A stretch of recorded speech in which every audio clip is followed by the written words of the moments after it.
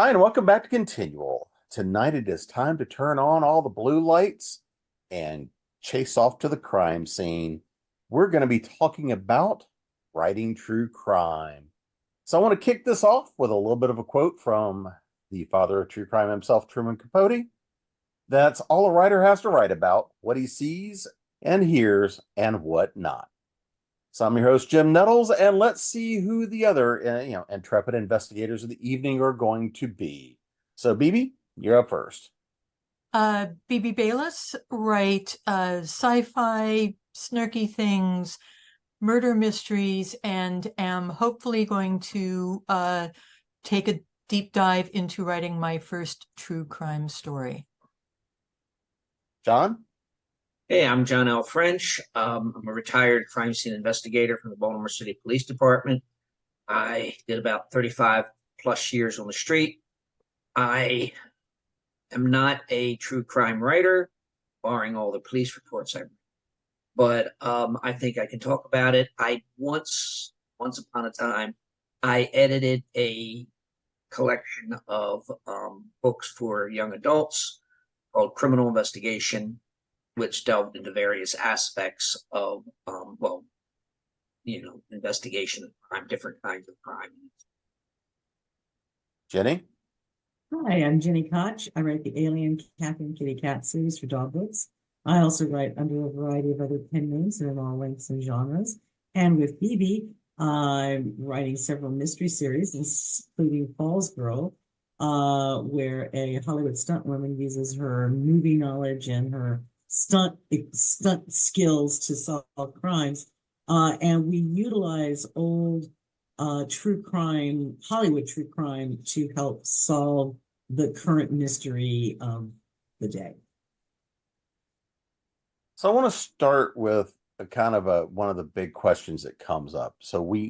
There's a lot of industry now built around true crime. Books, podcasts. I mean, Netflix itself may as well just be a true crime show at this point. Or at least they've killed. Well, they've definitely slaughtered and murdered some storylines. But if we take a look at kind of the industry that's really built up around the notion of true crime. I started with a quote from Truman Capote because, again, he told and brought a lot of this and brought a lot of aspects of true crime in a very relatable but a bit salacious way, right? We are talking Truman Capote. When we look at true crime, and we did the podcast show a while back, one of the things that really comes up a lot is the notion of, do we tell stories from the past? Do we tell stories from the present or the recent future? How do we handle things like when there are living relatives or even the people that may have been impacted by the crimes themselves? How do we go about handling all of these sorts of situations? So I want to start talking just a little bit about the ethics around writing true crime, telling the story itself. How do we go about doing the research in those things? So let's actually start from just that storytelling aspect. We'll dive into research and all that a little bit. So, Bebe, what is it for you? How do you look at ethically telling the story of true crime? And do you want to tackle things of today, the past? Do you not care? Like many true crime writers, the true crime I want to write about was one where I was very personally impacted. Anne Rule sat next to Ted Bundy on a suicide hotline, and that's how she came to write The Stranger Beside Me. Truman Capote obviously had a relationship with his subject. I look at people like Michelle McNamara, who didn't know and then became an expert on the Golden State Killer. So I think a lot of true crime writers have a deep personal investment in it. And I think the ethics for me is to frame it, a close family member was murdered. And how do you, as a writer, approach telling a story as opposed to writing trauma porn? Because to me, those are two very different things. I think trauma porn is a lot of what shows up on Netflix, like you said. There is a lot of absolute disrespecting living people who were personally impacted by this. So my antenna is up all over the place about what the ethics of this is going to be, because I was right on the front line of that. After my family member was murdered, I became the family spokesperson, and I was the one that dealt with law enforcement, with the media, with all affected family members, and with a podcaster. So this is all very real and immediate. And all I could think about was, oh, now I know how all those other families feel. And I was horrified at some of the true crime content I had enjoyed, because now that I had an inkling of what they were experiencing, it seemed very disrespectful. And again, trauma porn. I don't think there's any other way to state what some of the content is. So obviously I don't have an answer, but I have plenty of questions. John? Okay. As far as when, current things versus stuff in the past, there was a wonderful series written by Paige Smith about the history of the United States. And it started like right before the revolution. It went through the revolution, and it stopped right after World War II, because Paige Smith explained that he did not think an historian should deal with history that occurred while they were alive, because there is a potential bias that, having lived through it, you have your opinion, and it's your opinion rather than an historian. So I prefer when I do read true crime, I prefer true crime where just about everybody has is dead, where there's nobody there to be affected. With respect to Bebe, I think that if you are personally involved in the crime, you need to bring that out right away in an introduction, saying this is my connection with this crime. These are my biases. Now let's go on from there. And I think sometimes, particularly with podcasts and stuff like that, people don't really make a connection. Really don't explain what their connection is.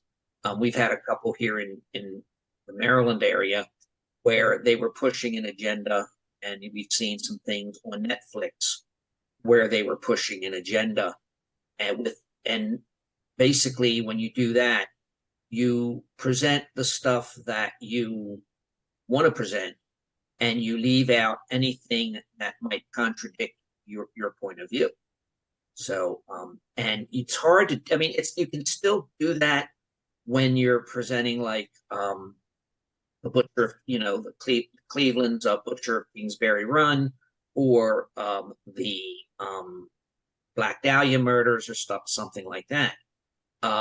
So I think I prefer the stuff that where anybody who might be affected by the writing is long past being affected.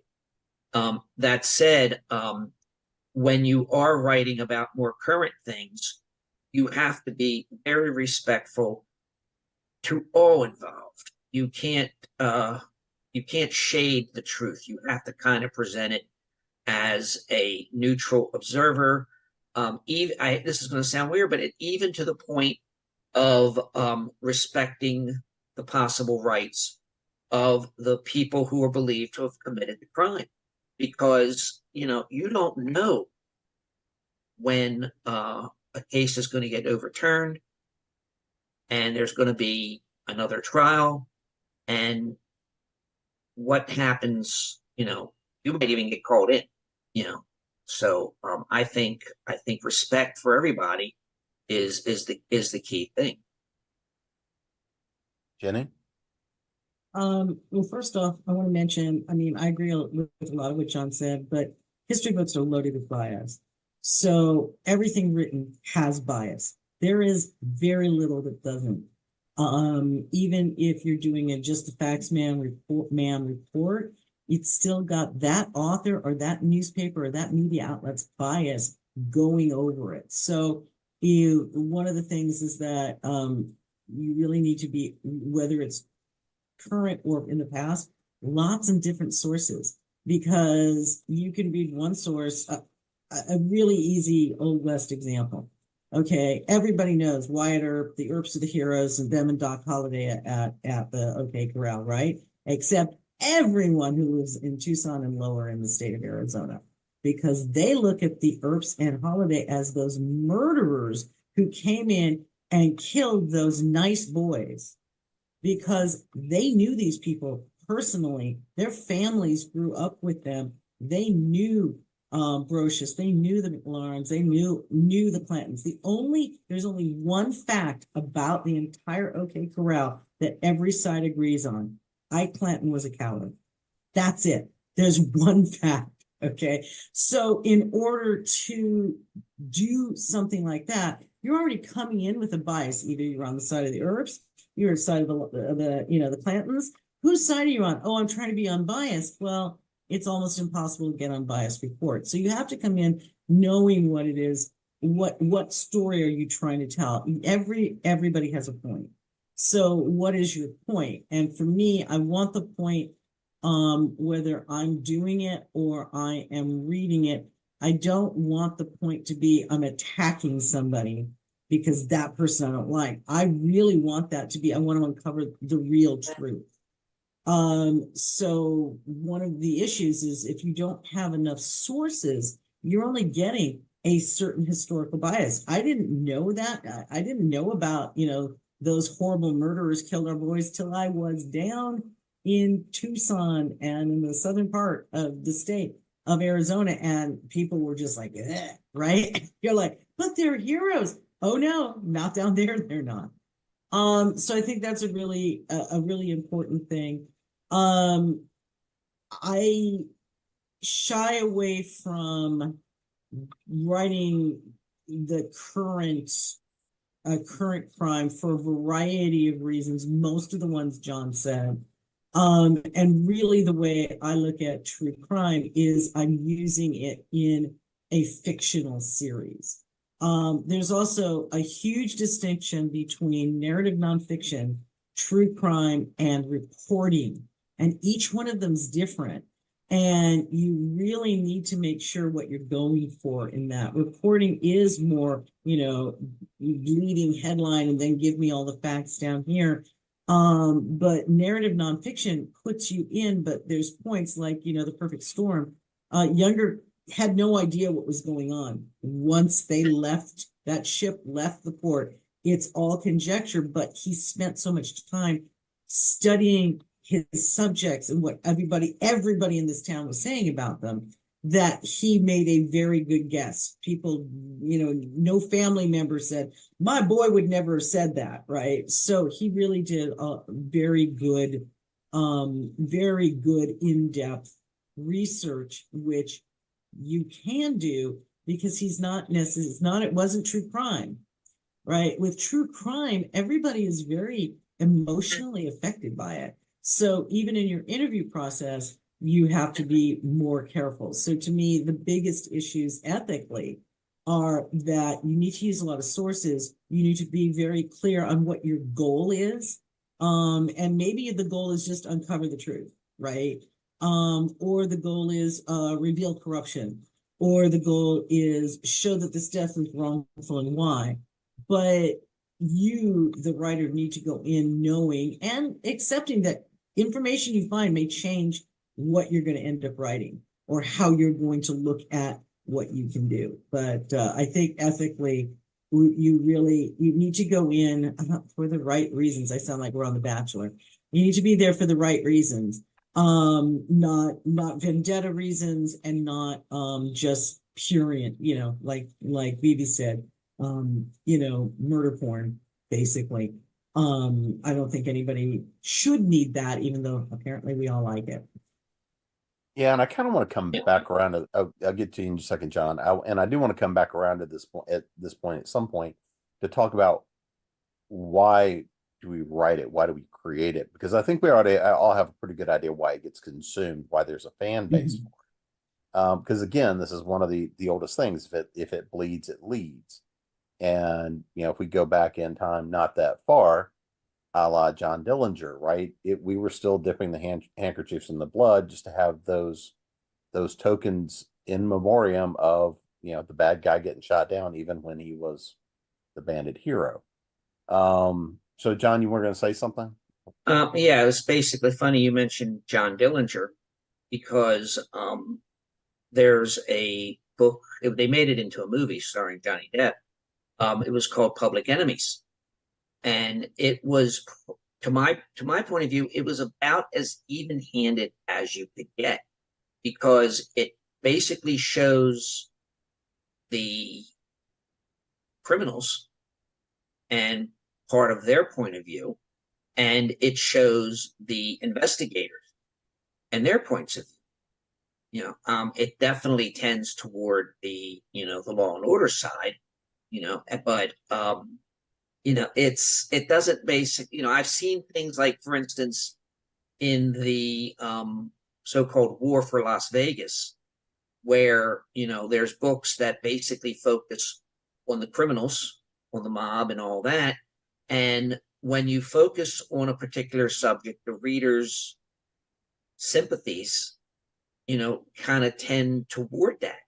Which of us have not watched Wise Guys, and rooted for the better bad guys versus the really bad guys? Or which of us have watched FBI, talking the Efren Zimbalist? Well, I watched the Efren Zimbalist version, and it was basically, we're rooting for the FBI to catch the bad, or like there's I think there's a small book called The War for Las Vegas, which focuses on catching the criminals. In which case, the people you were rooting for in the first book are now the people you're rooting against in the second book. So a lot of true crime, I think, depends on the author's point of view, and a really good book will show you different points of view. Well, and that actually leans to one of the places I was going to go in a little bit, but I'm actually good to start here. One of the things that is interesting is the notion of looking at true crime when fundamentally the crimes being reported. Let's take the old Chicago mob days, or the days in Vegas, things like this, with that notion of, well, it was just mob on mob, so is anybody really being hurt because they're at war, versus a quote unquote, somebody who is innocent being harmed, being killed, being mugged, all the things that happen. Um, with that notion and with that idea, let's just look at this notion of true crime being told from the perspective of the people that were there. And I'm thinking very specifically about, people who wrote their stories of being in the mob in the 50s, 60s, 70s, 80s. I'm thinking about, Gambino crime family. Think about all the stuff that happened with Luciano in the building of Vegas. If we look at those kinds of historical stories where we're seeing it told somewhat from the perspective of the people that were there, and even often the people that were committing the crime, John, in your opinion, is that of something of big value? And I'm gonna throw in this bonus question here, because again, in a lot of states, criminals can no longer profit from telling the story. Those proceeds go to families, they go to restitution, things along these lines. So when you have cases like this of the criminals telling their story from that perspective of true crime, how does that sit for you in terms of that aspect of the storytelling? I won't deny that I enjoy I think it was Netflix. It's called The Irishman, which was based on a professional killer who wrote the book I Also Paint Houses.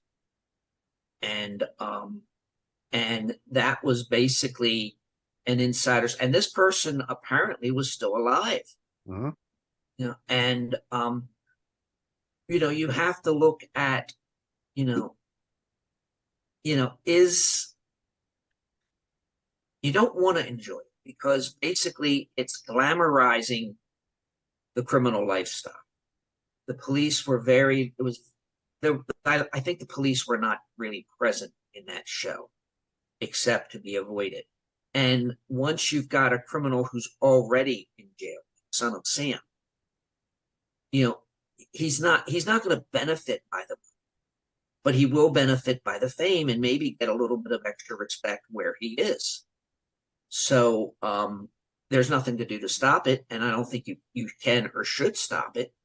But I think you have to kind of take it with a whole shaker of salt to realize that this is a glamorization of a crime. And plus, when you've got something like let's just say the Jimmy Hoffa story. To this day, nobody knows where he is or where his body is. So once it's presented as it is in The Irishman, well, now everybody knows where Hoffa is because we saw it on television.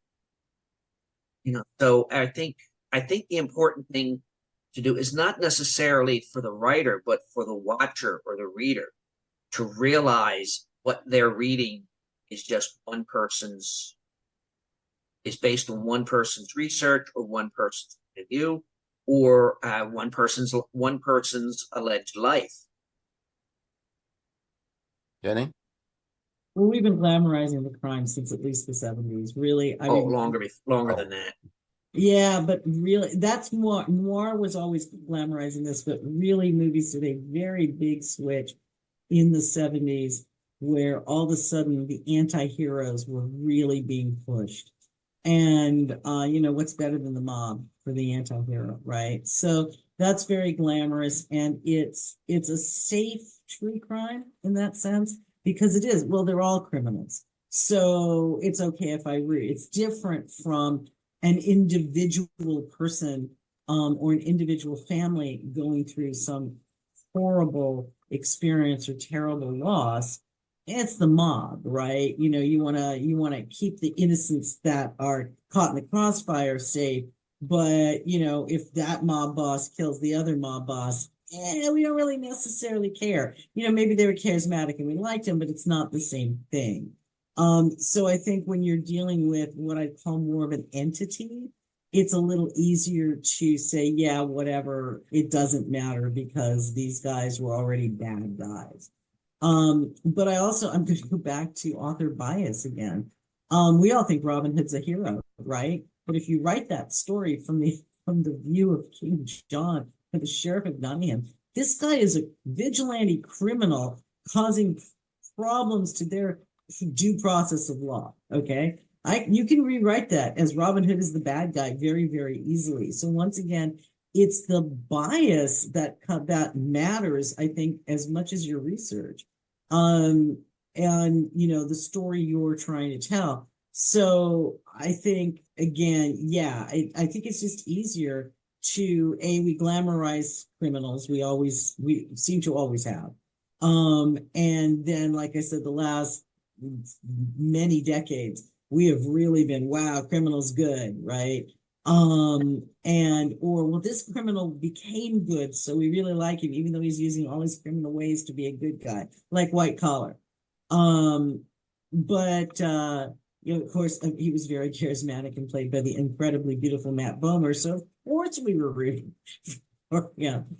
But I really do think that you've got it's a very different thing when you're dealing with true mob crime or true grand gang crime, the Crips versus the Bloods or whatever. There's almost a separation, a step back that the audience is just naturally taking. I'm not in the mob. I'm not in the gang. I'm nowhere near the mob. I'm nowhere near the gang. So I can just enjoy it as this thing versus, hey, this family was massacred by this one guy, and I want to know why. That's a very different thing, because that could happen to anybody if you knew that one guy and that one guy went crazy on you. Phoebe?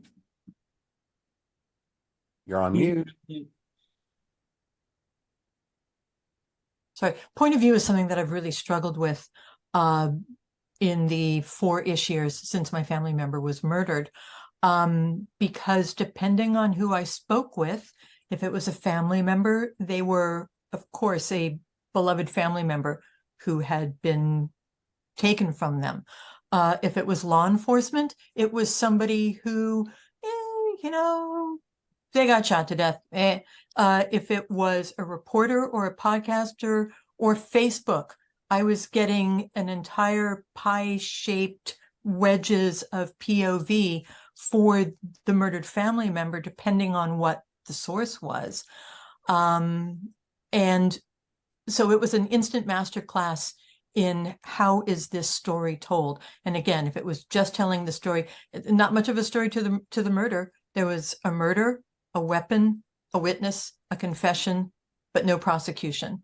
And there were many reasons why that happened, but that's not a really interesting story.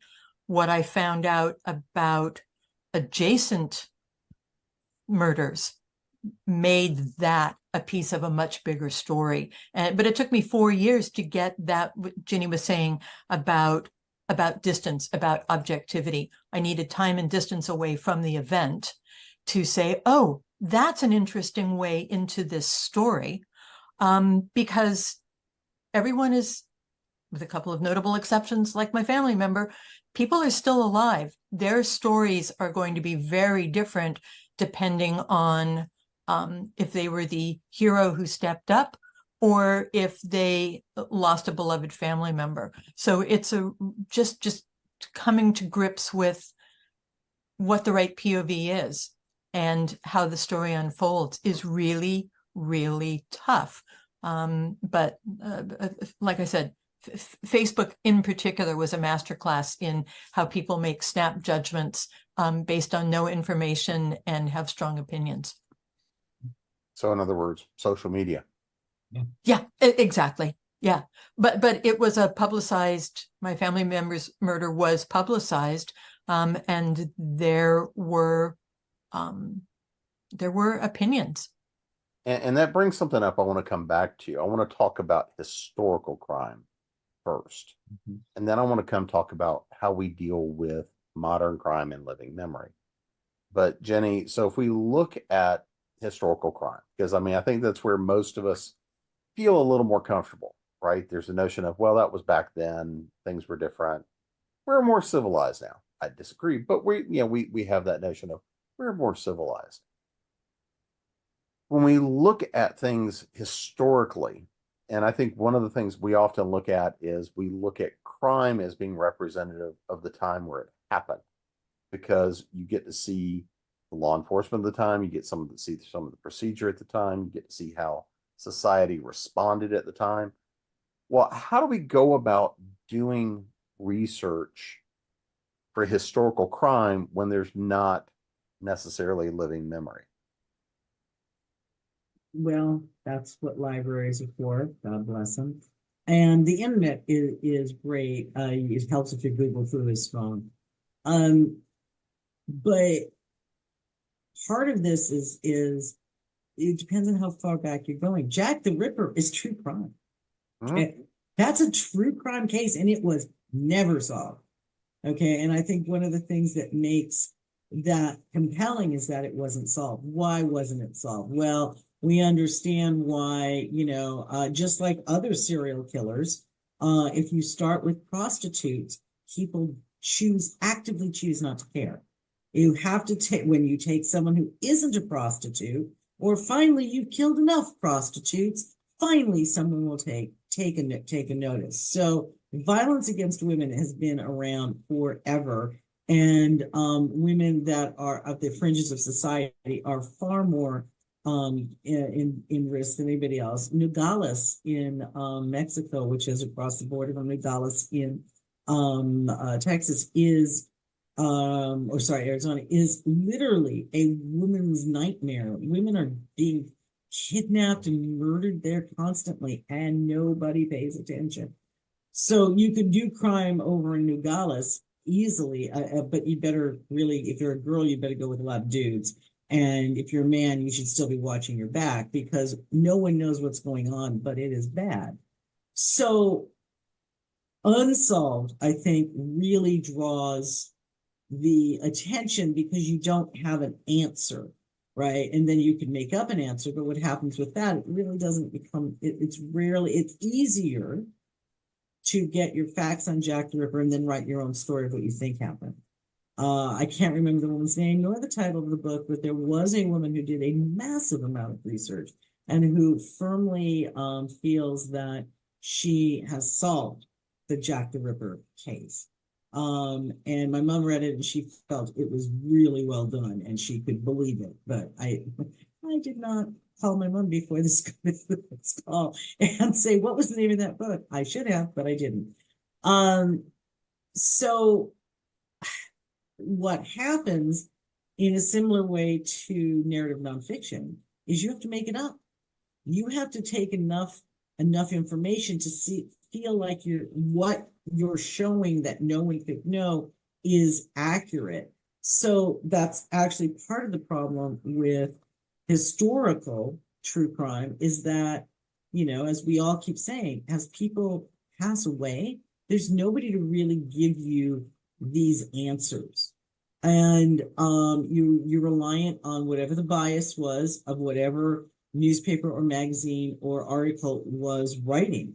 Just like Bebe said, when you go on and this person has died in a violent manner, everybody's got an opinion on whether that person deserved it or not, right? And so you don't know what you can necessarily take as gospel and what you can take as this work. So I mean, it's a slippery slope and a prickly path, basically, and everybody's going to research as much as they want to research. Some people really love it. I mean, honestly, authors, we love going down those rabbit holes, right? It's like, oh, I spent 3 hours researching how match heads are made. I didn't need to be 3 hours, but it was so interesting. I just kept going.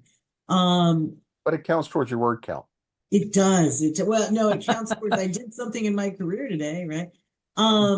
Adds to the bibliography. Right. Matchsticks of the world. Thank you. So basically, you have way more sources if it's current or not that far in the past. The farther away you are from it, the less reliable sources you've got. And it's everybody's individual call. That one woman felt she'd written true crime, by the way, about Jack the Ripper. That's how she approached it. She was writing true crime about it and she was going to find everything out. And it really, for my mom, felt like she did. So, did she? There is no one around who can confirm that. That's the other thing with true crime. Sometimes there's someone around who can confirm it. But, and on all the unsolved cases, there's usually no one around who could do a confirmation. So again, you're just you're going in the dark and aiming for something. And if you hit it, great. And if you don't, hopefully you did something interesting along the way. What about you, Bebe? How do you want to approach historical true crime? So historical, the research is only as good as the resource materials. Women, people who were illiterate, people who were poor, people of color, immigrants, people who were bulldozed off their land. The voiceless are voiceless for a reason. So the people who were writing the historical record were generally the people that won that skirmish, if not the war. So they bring an enormous level of bias. I mean, if you look back in I was just researching like Norse goddesses, and they're like, well, nobody wrote about Norse goddesses because women weren't important by the time they finally wrote these stories down. Huh, okay. So the historical record is sorely lacking in the full story. If you go with newspapers, you're going to get newspaper or publisher bias. I bring up William Randolph Hearst, who was well known for bias. Maybe you have access to people's letters. That's about as from the horse's mouth as you can get. But if people didn't have access to writing materials, if they weren't literate, people have always experienced murder and crime. but we don't tell that many true stories about it. So, which is again why so much true crime, I think, veers off into narrative nonfiction. You research it as deeply as you can, hope you get it right. I spend a lot of time in our provincial archives are down the street, and I spend a lot of time going through old newspaper reports, and the men are tall and stately and the women are shy and wearing blue. So the way that people are reported about is very, very prone to interpretation by the era that it's set in. So you do the best you can with what you've got, but just like eyewitness testimony is imperfect, historical documentation, I think, even more so. Don, what about you in historical true crime? Excuse me. Well, I prefer historical true crime. Well, since we're on the topic of Jack the Ripper, when I edited the consulting editor for the criminal investigation books, Michael Newton writes a lot about true crime. He writes a lot about unsolved mysteries. I think he did an entire encyclopedia of Jack the Ripper, and he was doing the unsolved crime section for criminal investigation. And this was not part of the book, but I asked him, or I emailed him, that you have done a lot of research on Jack the Ripper. Who do you think did it? And he said, well, to tell you the truth, at the end of everything, when God gathers all the Ripperologists, whoever were, together and said, this person was Jack the Ripper, all the Ripperologists are going to turn and look at each other and say, who? Yeah, but and again, Jack the Ripper, things like Jack the Ripper are great for fiction. Mm-hmm. Because we're writing fiction, we can make it up any way we want. And I've solved the Jack the Ripper story twice in 2 different books, and each solution was different. And I've got a third one working for another story if I have to write it. But as far as if I had to write a true crime, somebody offered me gobs of money and said, I want you to write a nonfiction book. Well, yeah, I'd take the money and start researching. But I think you have to look at all the other books written about the subject. The Butcher of Kingsbury Run. There are 2 recent books about that. One written by Max Allan Collins, and the other one written, and he'll kill me if I forget his name. But anyway, there was another one written, and he actually got nominated for an Edgar for it. And they both basically handle it the same way. And the interest is more in Eliot Ness being the lead investigator than anything else. But I think you have to read the books on the subject. Then, if you can, you have to see what research the authors did, and then go back and look at that research. Take it back as far as you can. Yes, newspaper articles are biased, but generally back then there was more than one newspaper, and they each had a different slant. If Hearst said something, his competitor would say something else. So, and then if you can get a hold of the papers, you have to go back as far as you can. And to me, if you can't come up with anything new, you shouldn't bother writing. Mm-hmm. That would be the thing. As a weird example, I generally don't write zombie fiction. I actually don't read it or watch the movies, but I have written zombie fiction. But only in one case has it been the Walking Dead kind of zombie. Because most of it's been done. I don't want to do something that's already done. Instead of doing yet another, was Eliot Ness, how important was Eliot Ness to bringing down Al Capone? Some people say that he was vital.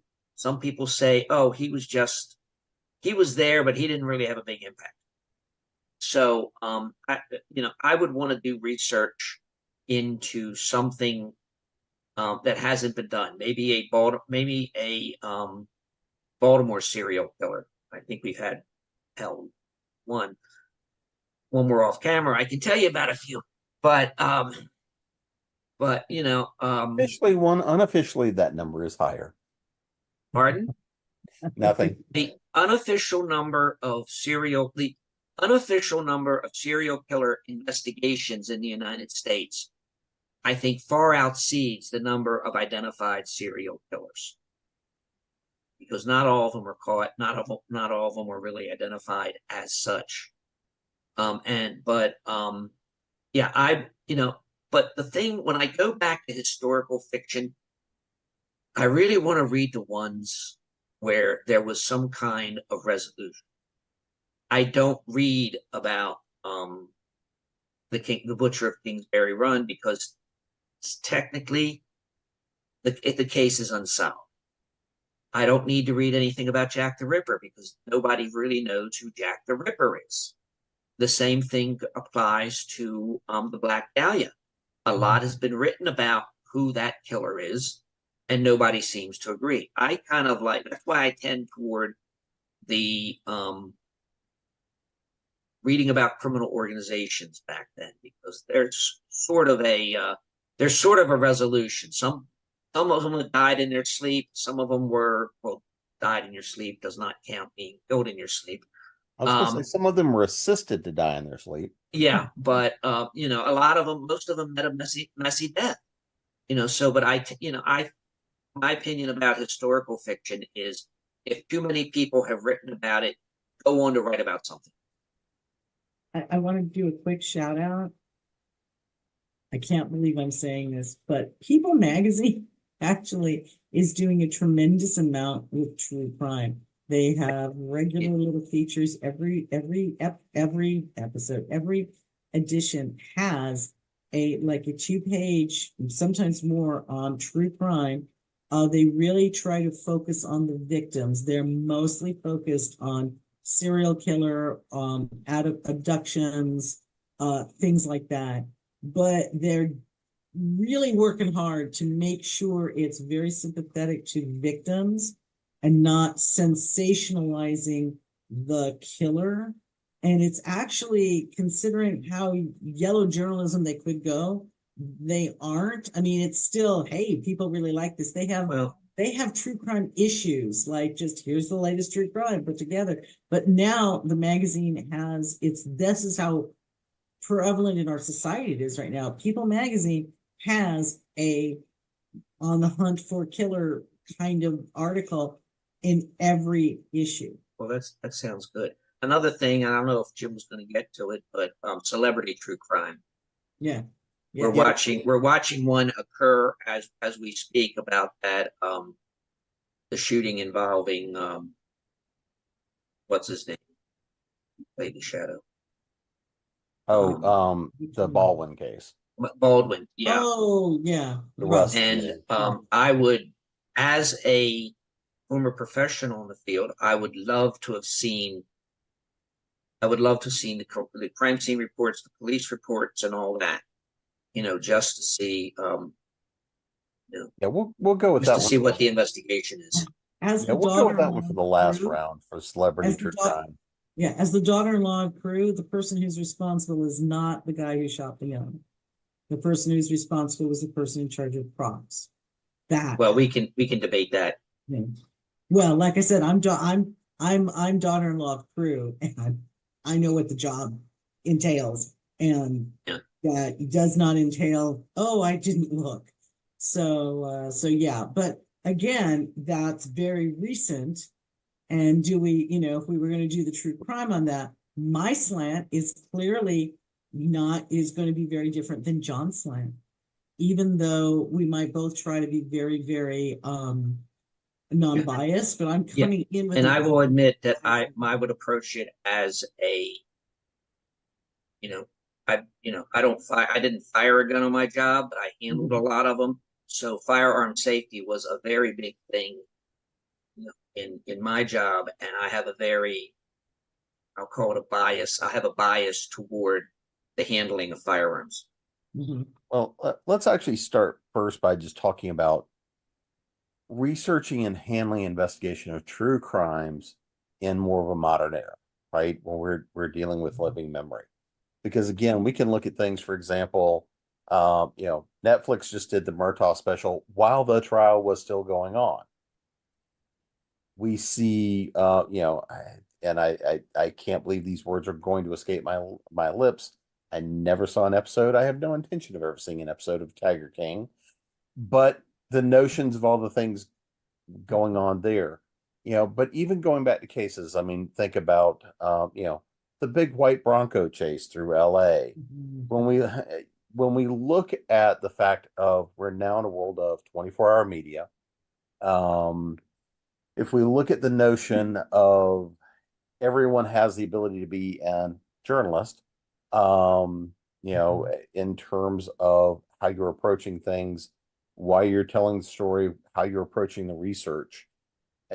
Going back to even when I was young and in it, it was one thing to deal with just all of the real media or modern, the corporate media, from your small papers up to Reuters or whatever else you may be dealing with. Much less now, you're into a position where, in the event something happens, you have everybody wanting to go do their own dig into it in the hopes that they'll be the one that secures the big lead. So, Bebe, looking at this, looking at the notion of how do you approach, and I think this goes back to some of those ethics questions as well. How do you approach researching true crime in the modern era?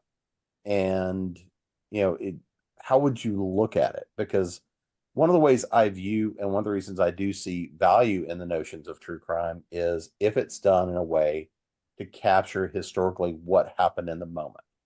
Because again, if it's a large enough event to gather the media, to gather all these sorts of things, oddly enough, crime is one of the ways in which we capture a society. We understand what's happening and also how the people respond to it. Same time, again, we tend to look. We're looking at it for the salaciousness. We're looking at it for those aspects of it. Knowing the consumer. So, looking at it, especially with your experience, how do you view trying to ethically handle doing research of true crime in the modern era? A big hurdle is who is gatekeeping the information. As a citizen sleuth, because that's, I could write, I could, maybe someday I'll call myself a true crime writer, but for right now, it's citizen sleuth. I have very limited access to very relevant information. But because I was the family member who spent sort of a year in the trenches with law enforcement, a podcaster, and a very sympathetic, or empathetic, I should say, member of the media, I was gifted with files that I may not have had access to otherwise. So I'm starting with a pretty deep bench of things that I wouldn't have known how to go out and get by myself. Plus family member interviews, things that were only released to the family. So the ethics of this are a little wobbly for me because I'm on the inside. I have to say, just as a caveat, I have the family's blessing to go wherever I need to with this. Whatever truth needs to be told, I have permission to go as deep, as wide, and in as dark a place as is necessary to tell the whole story, which is why it's taken me almost 4 years to get to the bit where I even know how to approach the story. But as a citizen sleuth, I don't know how you do that without, do you do a Truman Capote? Do you befriend the guy in prison and get him to spill his guts? Do you, like Anne Rule, lean on a friendship that was developed before the crimes happened? I think by definition, again, I think one of the reasons that a lot of true crime is written by people who have some skin in the game is because they have deeper access. I think that's is it a self-fulfilling prophecy? Maybe. John? Okay. I think these days one of the problems is that there is too much information. And what you believe and what you don't believe, is a big thing. I mean, if you Google the crime in question, you're going to get a lot of sources, some of which are reliable, some of which are not. You're going to get a lot of opinion. And I really think that if you're Bebe would be an exception to this, but if you are a true crime writer, you should focus on crimes that have already been resolved. Because like you mentioned, the Murtaugh case that Netflix broadcasted while the case was going on, that can bias a jury.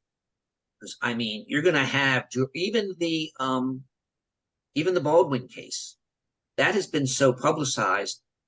If and when he goes to trial, people are already going to have formed their opinion. Now, I can see a very good book coming out maybe 20 years, maybe 10 or 20, it probably won't take 20 years. 5 years from now, 5 years after the resolution of the case, featuring all the aspects and leaving out all the fictional conspiracy theories. But speculation is different than information. And I think it's the job of the true crime writer to sift through those and be able to tell the difference. And I think that's where the writing skill comes in. Mhm. Right. But the thing about it is people will present their speculation as information. We had a famous, notorious, infamous, what do you want to call it, podcast in the Baltimore area called Serial, in which they basically they were presenting information, but they were not presenting, I don't think they were presenting all the information. Right. And I know for a fact that some of the information they presented wasn't entirely true. So, and that, that basically led to a series of trials, which are not over yet. Which is back to the ethics issue. That goes back to the ethics issue. And I think I think people who write true crime have to look at the history of ethics in news reporting and journalism back when there was such a thing. Pardon? Was there ever? I think there was, but but basically I said, look at the history of it. Where did people go right? Where did people stray? When, if you want to talk about messing with the facts, I just read a book called, I think it was like Scandals of Hollywood or something like that. And I'm sure with Ginny's new series, she's going to be dealing with a lot of these unsolved crimes that were essentially covered up by the studios to keep their the stars or even their dead stars, maintain the reputation of the dead stars. Like somebody who gets shot and they said, oh, they had a heart attack, and that would be the police. He had a heart attack. There's 4 bullet holes in him, but yeah, he essentially died of a heart attack. Well, his heart stopped. Same thing, really. Yeah. It was attacked by 4 bullets. Scared him to death. Yeah. And then we've got the problem. When we got the problem of reading books. Now, I love his books. I love the Nate Heller series. I want to see how, what kind of twist Max Allan Collins can put on this crime or that crime. But, the idea, you read his book, I think it's True Crime, that ends with the FBI killing the wrong person, killing someone other than John Dillinger and just saying, well, John Dillinger's dead, we've solved the crime. So things like that, or a connection between getting back to the Butcher of Kingsbury Run, connection between that criminal and the Black Dahlia murders. People will read these based on a true story books and somehow believe that's what really happened. So you have, even though Max Allan Collins does a lot of research, it's still fiction. I think when you're doing research on true crime, you have to really look into, or even particularly the modern, the current stuff. You really have to look into the sources. And like Bebe said, you're not going to get the whole story. I might know part of the story. In fact, there have been a couple cases where I read the newspaper reports, and I said to my wife, "That's not what happened." So and really probably the best thing to do is, that's why I recommend waiting for the cases to be adjudicated, is to wait then, and then the investigators will probably be more free to talk about it, even though they'll put their own spin. Well, remember the thin blue line, which got people off death row. So that's the kind of research that I think everybody who's in falsely accused is really hoping someone takes up their case. But I think one of the things you just said, John, well, that's fiction. It's fiction. That's the biggest issue with true crime, is you try to make it as accurate and true as possible, but somewhere in there, it's still going to be a form of fiction. It's not narrative nonfiction, but it's not reporting either. It is the cross in between, and there's fiction in there. You as the author are going to make a leap somewhere, maybe many leaps, because it makes sense to you because of the bias you went in with. Even if you said, I'm not going to be biased, you're always going to, we aren't humans. It's very challenging for us to not be biased. We're all biased in some ways, and we don't even realize a lot of it. So, I mean, I think that's the other thing with true crime, is the realization that it's fiction. That's why, John was said, like, why do people believe based on a true story? Because they were just told it's based on a true story. They don't realize that all you took was the name, or all you took was, what somebody looked like, and you changed everything else because, it sounded better. Hey, you said it was based on a true story, so I believe this is really what happened. And if you write compellingly enough, people will. So, again, ethically, I don't think it's possible to actually have a completely unbiased take. There's always going to be, the author always has bias, whether they realize it or not.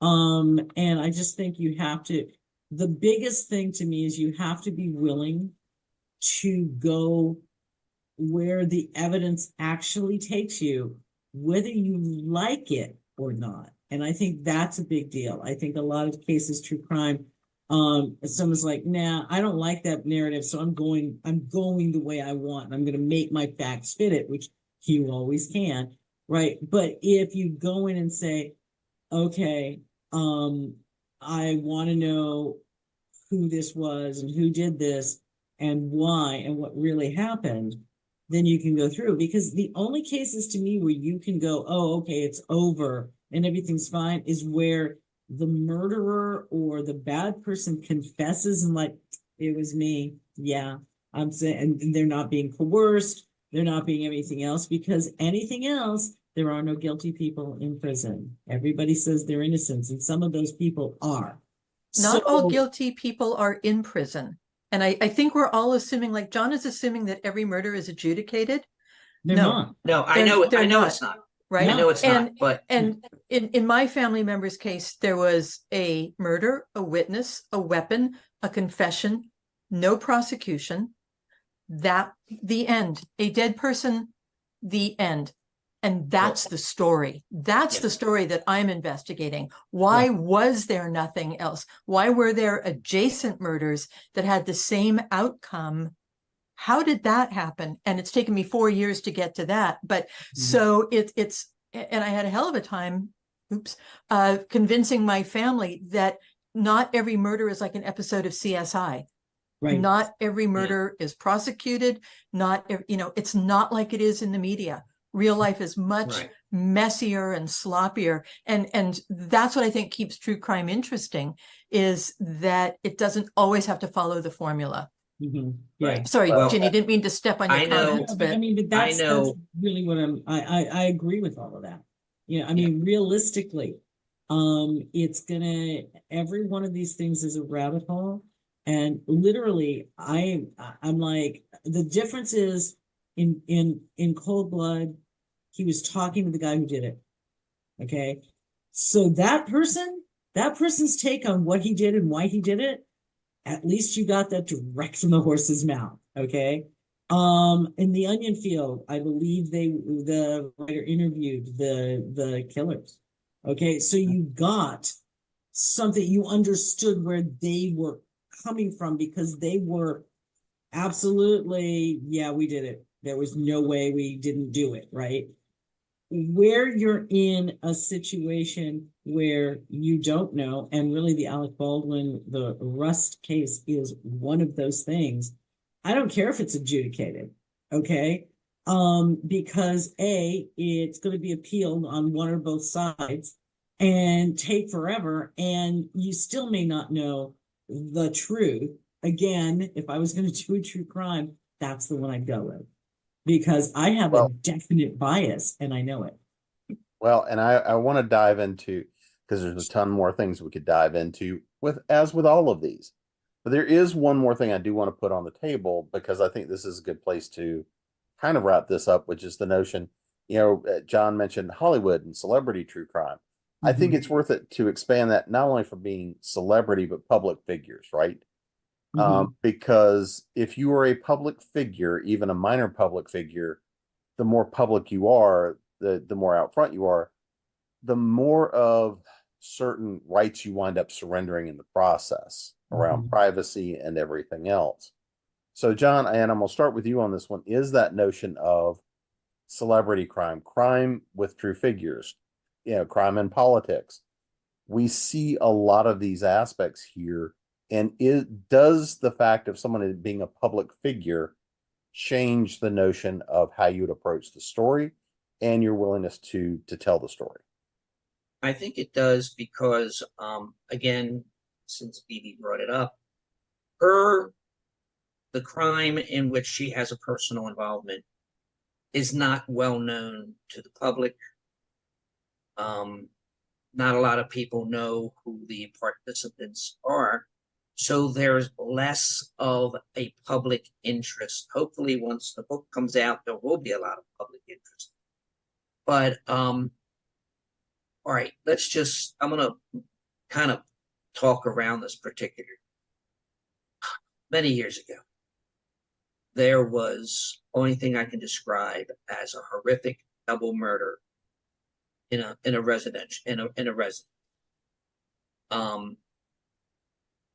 The people who were killed were not, they were private citizens. Only their friends knew their names. The people who were accused, again, nobody knew their names. There were three, I think there was three, maybe four trials. All of which I testified in all of them. And each one of them ended in a hung jury. Now, most of the public didn't know about this. If it had been a celebrity who was murdered, or I'm sorry, celebrities, since there were few victims, or celebrities who were accused, well, that would have been all over the news. So, and then plus, there would have been more jury interest. I don't think you could trust the jury verdict, because they would have known this person to be something. They would have known this person. And I think the big interest in celebrity crime is that people know who they are. They've already formed their opinion. Oh, he did that? I can't believe it. He looked so nice on his TV show.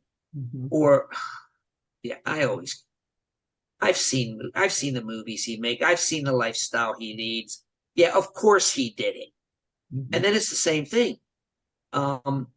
People who are not celebrities, whom the public do not know, are afforded the presumption guilty unless proven innocent. I like the word unless proven innocent rather than I'm sorry, unless proven guilty, because until proven guilty presupposes that they will be proven guilty. But an average person, who nobody knew about, or is afforded that presumption more so than a celebrity. A celebrity is accused of a crime or even a moral offense that is not a crime. And right away, everybody assumes they're guilty, because I think deep down, everybody wants them to be. The only thing better than a hero is a hero who has fallen. Jenny, what are your thoughts on Helter Skelter? Why do we know about Charles Manson and the family so much? Because he killed celebrities. Okay. Would he still be a horrible, horrific, insane person? Yes. Yes. Right. Yes. Would we know him in the same way? Maybe not. Okay. Bianchi would not necessarily have had a best-selling book on somebody else. So yeah, and I think the reverse side of that is that the serial killers and their like get to become celebrities, and that is a lure so it's like it feeds on itself. So I'm totally with John. It's celebrity crime. Oh my God, sign me up. Where's my popcorn? Right? Because you feel like you know these people and you have feelings towards these people. Like that's one of my favorite actors. There's no way he did that. Oh, I love that actress. There's no way she did that, right? Or I hate that actress. Of course she did it. She could be innocent. He could be guilty. But you've made your decision based on, do you like that celebrity person? So it's very difficult for anyone in the public eye, especially the bigger you are in the public eye. If Taylor Swift jaywalks and gets a ticket, there's going to be an outcry, right? And the cop will be fired. Maybe, I don't know. Maybe, I mean, all the Tay-Tay haters will be like, she doesn't follow the laws, right? So yeah, being a public person immediately puts you up for more, but that's been true as long as we've had public people too. So I guess I come right back to, it doesn't really matter, because it's ultimately, unless you're sitting next to the guy or gal in prison who has confessed and explaining to you everything they did and why, it's probably still there's some form of conjecture or assumption, or I took a leap in whatever you're going to write. Well, and I think I'm actually going to the Manson case very specifically, because I think that is a very interesting case where he created the cause celeb. He wanted to be a celebrity. He wanted to be that public figure. And he was around a lot of public figures. I mean, he lived with the Beach Boys, or with one of the Beach Boys, and of course I just went blank. But Dennis, thank you. He lived with Dennis in the house and sort of ran Dennis down a path. Pretty much anybody that was anybody or was gonna be anybody in the 60s has some degree of story about having partied with the Mansons because of all the stuff he was into in those days and trying so hard to become that celebrity, to then ultimately go and say, well, if I didn't find it one way, I'll do it another. And I think that kind of crosses that thing of when killer becomes the celebrity. And that to me is one of those things where this becomes problematic, is celebrating the killers. Bebe, how about you, from your perspective? How do you view the celebrity side of things, or the public figure side of things? Well, the privacy thing is really an interesting thing. My family thought they were private citizens until social media proved them otherwise, with lots of experts on the family member's murder. So you never know when that flip is going to that switch is going to flip, and anonymity becomes notoriety. But actually, I'm thinking about Kate Middleton. Has she been unalived? Is she only existing now in AI? And many people have gone down deep, dark rabbit holes trying to figure out how this person, who really none of us know, are speculating very wild. Has a crime been committed? It's again, it's speculation versus information, and when the information can't be trusted, that makes the whole journey of what's going on much more difficult. Oh, before I forget, the other person who wrote about Kingsbury Run was Daniel Stash. Well, we'll have to continue working our way down creating true crime and the business of true crime, because we know that there's a big interest in it, but I think that also there's a lot of questions about how do we approach it, how do we not approach it, how do you tell the story, because we haven't even gotten into the part about how do you tell the story, but that'll have to be next time. So before we get in any more trouble, let's make sure everybody knows where to find you guys, and we'll be out of here. Website, social media, the latest thing that anybody needs to be picking up. So, Bebe, I will throw it to you first. Thank you. I can be found at bebebayliss.com.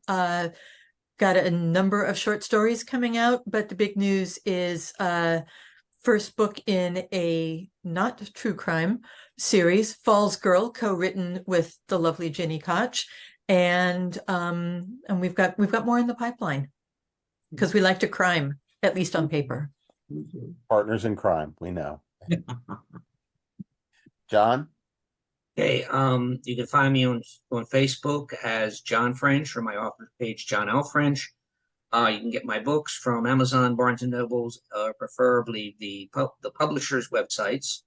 I have 3 books in the pipeline, none of which are due out anytime soon. But the next thing I've got coming out is a steampunk story in the anthology A Pack of Hounds, and in mine, it's each book had to have a giant hound and some reference to Arthur Conan Doyle.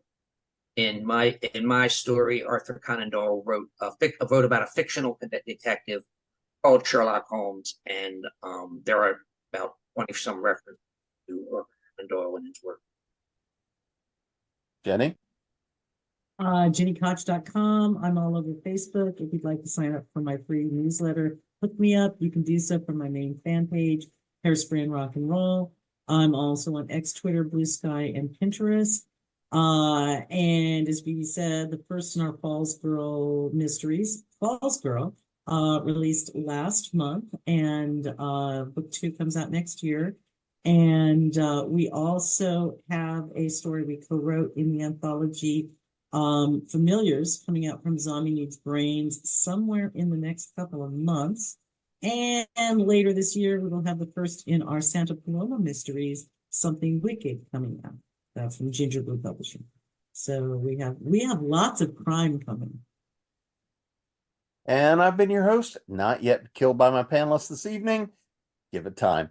I'm your host, Jim Nettles. You can find me at jamesbnettles.com, authoressentialsworkshops.com, speculative-fiction-academy.com, creatingprose.com, and of course, your ConTinual. And until next time, or until they catch me, stay safe out there. Bye.